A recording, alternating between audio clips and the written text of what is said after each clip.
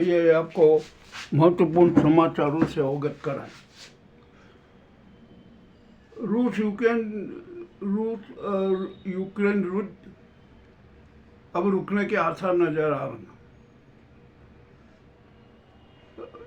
Trump ने और कुछ शर्तें रखी, जिन शर्तों पर पुतिन भी सहमत हो गए और जेलेंस्की भी सहमत हो गए। और वो शर्त ये है कि यूक्रेन को नाटो जैसी सुरक्षा मिलेगी, सीमाओं की रक्षा होगी। ये निर्णय लिया गया और इस निर्णय पर पुतिन ने भी अपनी सहमति जताई, तो यूरोपीय देश भी सहमत हुए। एक भारी नरसंहार का क्रम अब वो टला। आइए अब हम बात करते हैं पाकिस्तान में भी जल त्रासदी जारी है, तो मामला बड़ा विचित्र है। आइए अब हम भारत की बात करें। सबसे पहले जल त्रासदी का क्रम जारी है।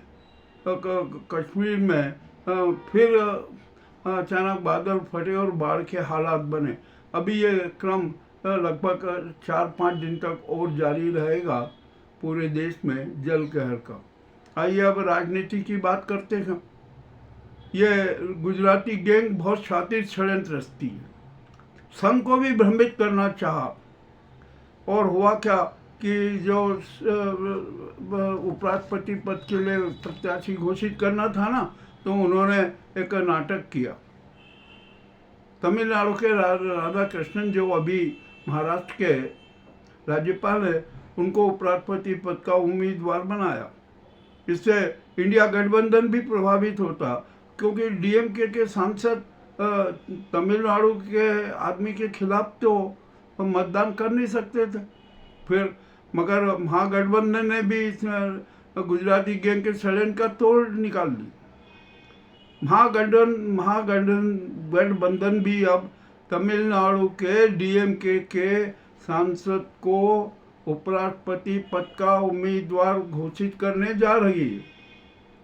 और अब उसकी इस नीति से डीएमके के तो सारे सांसद उनका समर्थन में जाएंगे। एडीएमके जो बचे खुचे हैं ना, वो भी इधर शरीक हो जाएंगे।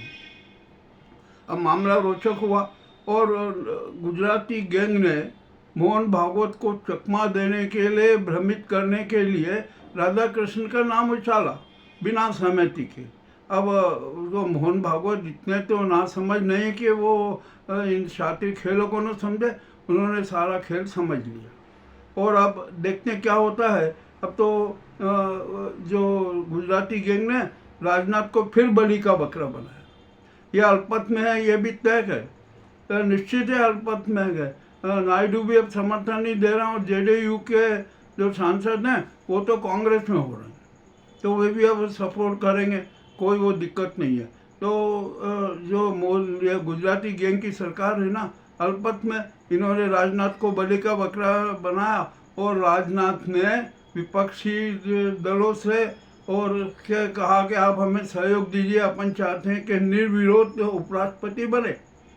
चलिए आपकी बात हम मान लेते हैं राजनाथ जी कि आप चाहते हैं ना कि निर्विरोध राष्ट्रपति बने, ये उपराष्ट्रपति बने, तो ये उपराष्ट्रपति का झंझट ही खत्म कर दी।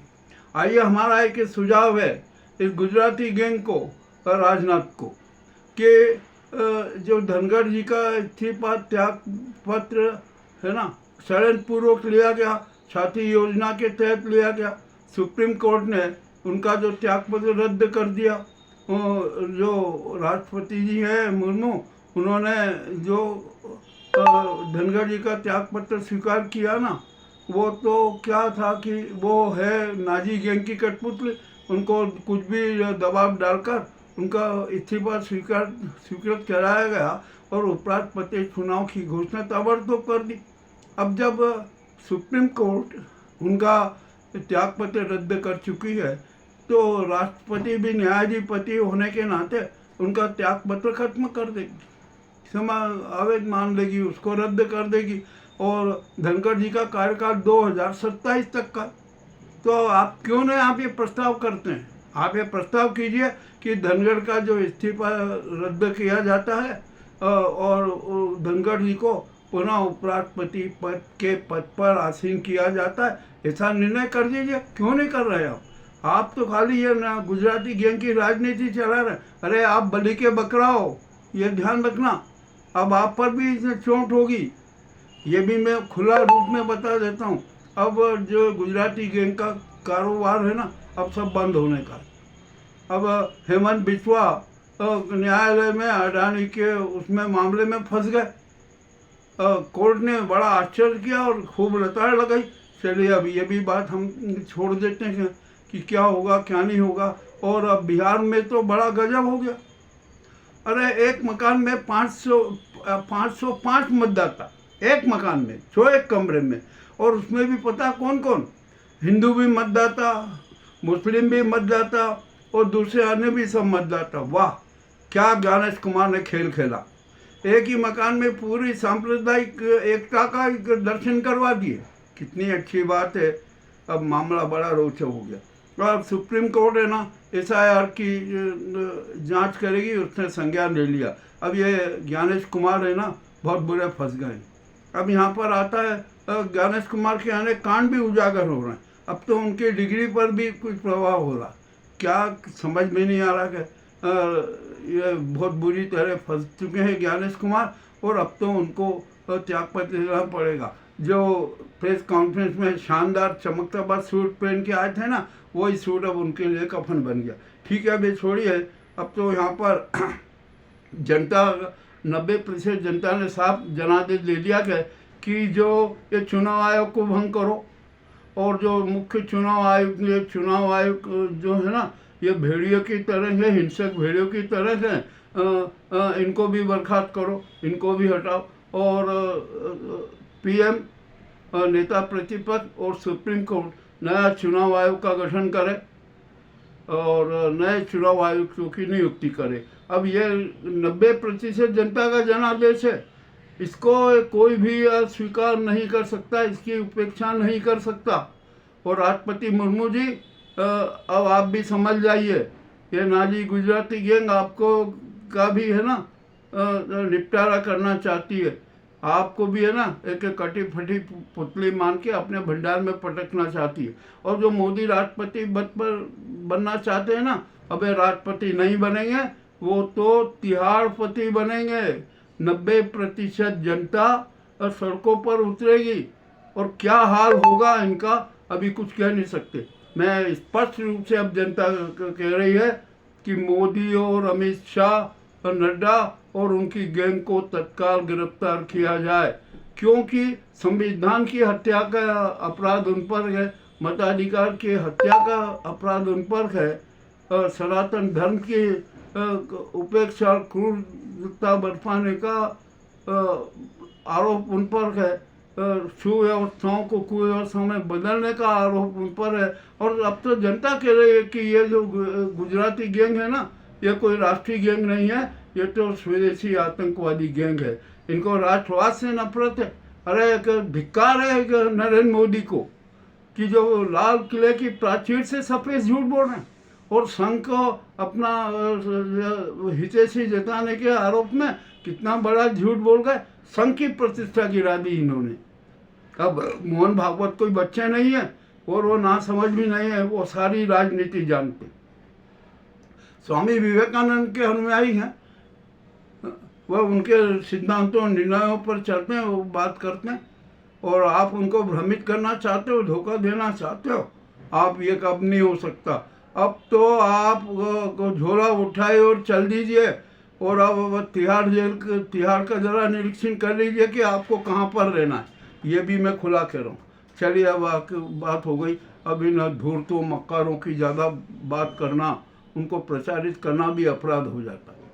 अब आइए हम यहाँ पर और बात करते हैं। देश में अनेक प्रकार की घटनाएं हो रही है, देश में बहुआयामी अराजकता। चलिए छोड़ दीजिए, अब ये इससे निपटेंगे, क्योंकि जब तक ये गुजराती गैंग की सरकार है ना, तब तक ऐसा ही माहौल रहेगा। अब ये भी काम खत्म कर दीजिए, इसकी भी बात छोड़ दीजिए। आज मोहन भागवत संघ के पदाधिकारियों की बैठक ले रहे, वहाँ पर ट्रंप ने जो टैक्स लगाया, उससे जो हालात पैदा हुए, उससे कैसे निपटने का कार्यक्रम होगा, क्या होगा, उसका वो निर्धारण होगा। और आज ही बैठक में भाजपा का राष्ट्रीय अध्यक्ष कौन होगा इसकी भी घोषणा हो जाएगी। संजय जोशी ही भाजपा के राष्ट्रीय अध्यक्ष होंगे, ये भी स्पष्ट घोषणा आज हो सकती है। और कल 20 को मोहन भागवत विपक्षी नेताओं के साथ वे चर्चा करेंगे। वे सबसे मिलेंगे, सबका सुझाव लेंगे और करेंगे। और वहाँ पर जो उपराष्ट्रपति पद का जो झमेला खड़ा हुआ है ना, उसका भी समाधान कल हो जाएगा। विपक्ष और संघ के सांसद और ये सब मिलकर एक निर्णय कर सकते हैं कि धनखड़ जी का जो इस्तीफा त्यागपत्र षड्यंत्रपूर्वक लिया गया उसको रद्द माना जाए।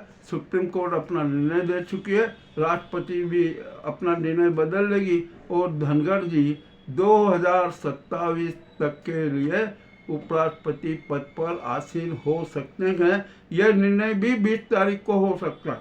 मामला अति रोचक है, देखना है कि कल क्या होता है क्या नहीं होता है। और संजय जोशी ने तो इस गुजराती गैंग की बाट ही लगा दी। इनके सारे इतने कांड उजागर कर दिए कि अब तो इनको इस पल भी सत्ता पर बैठने का अधिकार नहीं है। अब इनके सारे साथी षड्यंत्र नाकाम हो गए और 90% जनता का खुला आदेश है, जनादेश है कि मोदी, अमित शाह, नड्डा और इनकी जो गुजराती गैंग है ना, इसको गिरफ्तार करो। अडानी को भी गिरफ्तार करना पड़ेगा। जो कॉरपोरेट जगत को छूट दिए वो छूट रद्द करना पड़ेगी। 35,000 करोड़ रुपए की रिकवरी करना पड़ेगी जो उनको छूट दी गई है। ये भी निर्णय होना चाहिए। ये 90% जनता का जनादेश है। अब मामला बड़ा विचित्र होता जा रहा है और अब थोड़ा जनता को भी अपना चरित्र सुधारना पड़ेगा। हमें प्रकृति के प्रति बहुत सजग रहना पड़ेगा, उसका श्रृंगार करना पड़ेगा और उसको पूजना पड़ेगी। अन्यथा हम है ना जलवायु परिवर्तन के माध्यम से अनेक संकट कष्टों का सामना करेंगे और कष्ट भोगना पड़ेंगे। तो हमें अपना चरित्र बदलना होगा और अब हम अपना आत्मदीप प्रज्वलित कर लें और अपना विवेक दीप प्रज्वलित करके हम अपनी जीवन यात्रा पूर्ण करें। और एक बात बता देता हूँ, हम अपना विवेक दीप प्रज्वलित करें और वो सकारात्मक होना चाहिए। विवेक नकारात्मकता भी बात करता है, हमें नकारात्मकता नहीं सकारात्मकता को स्वीकार करते हुए अपनी जीवन यात्रा पूर्ण करना के। ये आज की जो कड़वी कड़वी बातें थी वो मैंने कह दी। अब जीएसटी के नाम पर भी जो इस नाजी सरकार ने जितना लूटा है ना, उसका भी खत्म हो जाएगा। और अब तो ये जनता ये कहने लगी है कि नहीं, ये जीएसटी खत्म ही करो, कोई ज़रूरत नहीं है जीएसटी की 5% की और 18% की। अब तो इस पर भी गहन मंथन करना पड़ेगा। कुछ मामला बड़ा विचित्र है। और अंत में एक बात कह दूं कि अब वसुंधरा राजे को भी बड़ा सक्रिय कदम उठाना पड़ेगा। कांग्रेस के से संपर्क करें, किरोड़ीलाल मीणा से संपर्क करें, वे खुद राजस्थान की राष्ट्रपति मुख्यमंत्री बने और 2 डिप्टी सीएम बना दे, एक कांग्रेस का हो और एक किरोड़ीलाल मीणा को हो। तो यह नाजी सरकार के मुंह पे करारा तमाचा होगा और राजस्थान में लोकप्रिय सरकार का गठन हो जाएगा। ये वसुंधरा राजे को कठोर कदम उठाना है। देखिए, आपके साथ भी तो धोखाधड़ी हुई ना। कभी आपका नाम भाजपा के राष्ट्रीय अध्यक्ष के लिए, कभी उपराष्ट्रपति पद के लिए ये लगा। अब ये सब छोड़ दीजिए, ये है ना लॉलीपॉप आप फेंक दीजिए और आप तो खुद हो जाइए कि नहीं, अब मैं राजस्थान की सीएम बनूंगी और इसका आंदोलन आज इसे चालू कर दीजिए। ये मैं स्पष्ट रूप से कह रहा हूँ। ये अंतिम संदेश देना था। निश्चय ही आपको हमारा आज का एपिसोड हमने जो विवरण प्रस्तुत किए अवश्य पसंद आएंगे। और फिर मैं आपसे ये कह रहा हूँ, हम ये नहीं कहते कि आप हमारे चैनल को लाइक कीजिए, सब्सक्राइब कीजिए, नहीं, आप तो भावनात्मक रूप से हमसे जुड़े रहिए और अपनी संवाद अभिव्यक्ति हमें भेजते रहिए। यही हमारे लिए उपहार है, आपका असीम प्रेम है और हमारी सफलता का राज है। बहुत बहुत धन्यवाद।